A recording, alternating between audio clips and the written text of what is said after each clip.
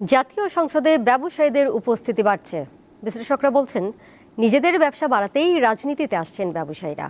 আর দ্বাদশ সংসদের নতুন সদস্যদের মতে প্রতিকূল পরিবেশে হারিয়ে যেতে বসেছে রাজনীতি।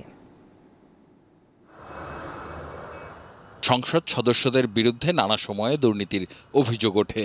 টিআইবির তথ্য অনুযায়ী একাদশ সংসদের ভূমিমন্ত্রী সাইফুজ্জামান চৌধুরী নিজে ও তার স্ত্রী বিদেশে অন্তত ৬টি কোম্পানি পরিচালনা করছেন।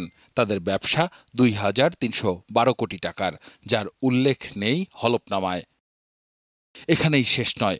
অর্থ ও মানব পাচারের দায়ে বর্তমানে কুয়েতে কারাভোগ করছেন সাবেক সংসদ সদস্য কাজী শহীদুল ইসলাম পাপুল।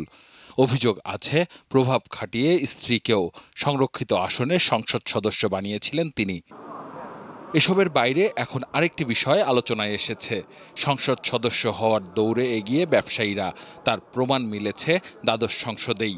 এই সংসদে ব্যবসায়ীর সংখ্যা দাঁড়িয়েছে শতকরা ৬৭ ভাগে, যা প্রথম সংসদে ছিল মাত্র ১৮%। বাংলাদেশের যে কোনো নাগরিক যে পেশারই হোক না কেন রাজনীতিতে অংশগ্রহণ করবেন, জনপ্রতিনিধিত্ব অবস্থান অর্জন করবেন, এটা কিন্তু তাদের মৌলিক অধিকারের বিষয়ে কোনো প্রশ্ন থাকার কথা নয়।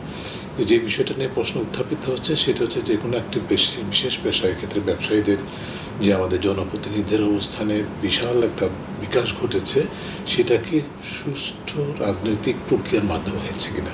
নানা প্রতিকূলতা পেরিয়ে সংসদে এসে হতাশ হচ্ছেন নতুনরা।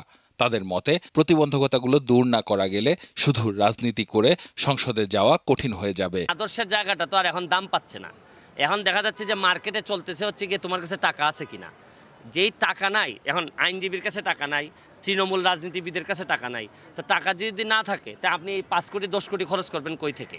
সুতরাং ব্যবসায়ীরা যখন নেতা হয়ে যাবে তখন টাকা যাদের কাছে নাই তারা আর নেতৃত্বে থাকবে না। এটা একদম স্বাভাবিক প্রক্রিয়া।